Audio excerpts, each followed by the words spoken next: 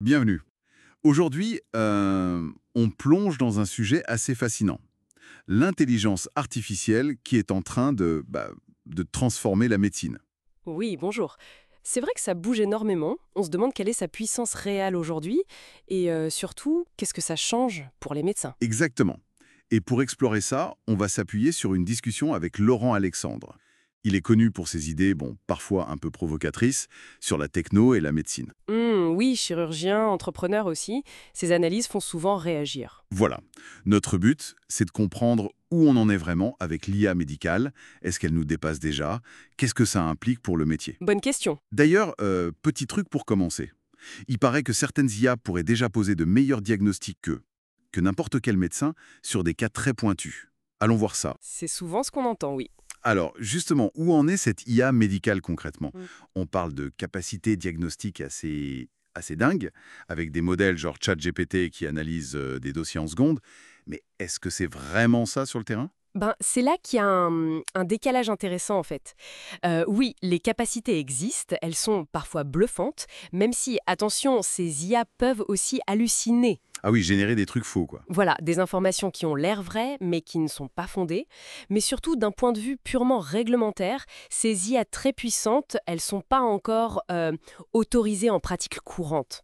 D'accord. Les outils IA qu'on trouve qui sont approuvés, par exemple par la FDA aux États-Unis, ils sont souvent basés sur des technologies plus anciennes, moins performantes. Pourquoi ça? Parce que les processus de validation, ça prend des années.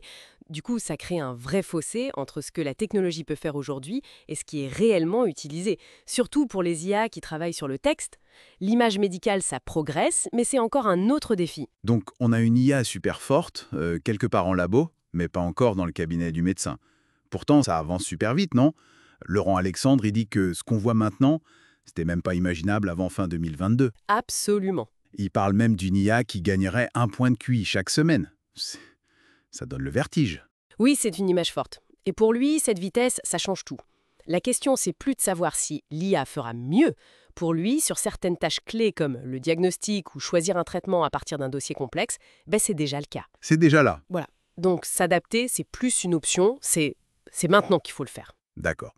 Mais si l'IA menace même le diagnostic, on se dit souvent que l'humain, l'empathie, ça reste. La machine calcule, l'humain écoute, accompagne. Hum, C'est l'argument classique, mais c'est une idée qu'Alexandre, lui, il qualifie de leurre, carrément. Ah bon? Un leurre. Oui, sa position est assez directe. Il pense que l'IA pourrait non seulement simuler l'empathie, mais même faire mieux qu'un humain. Mieux? Comment ça? Une IA, elle est dispo 24/7, elle est toujours patiente, elle a une mémoire parfaite de tous les échanges. Il cite même une étude du JAMA qui elle est un peu dans ce sens. Hmm.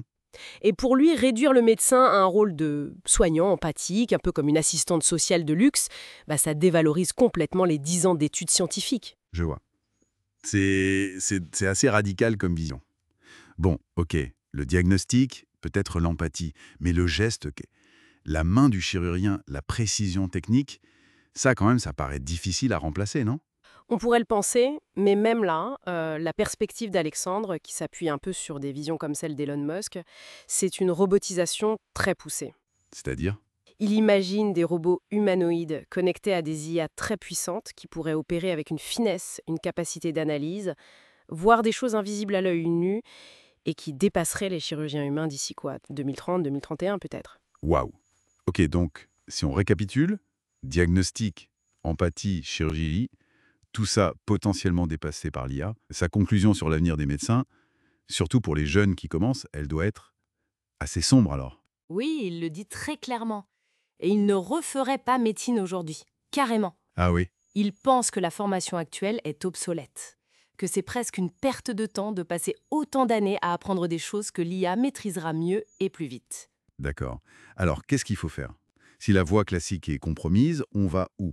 Alors son conseil principal, c'est pas d'apprendre une technique spécifique, c'est plutôt de développer l'adaptabilité.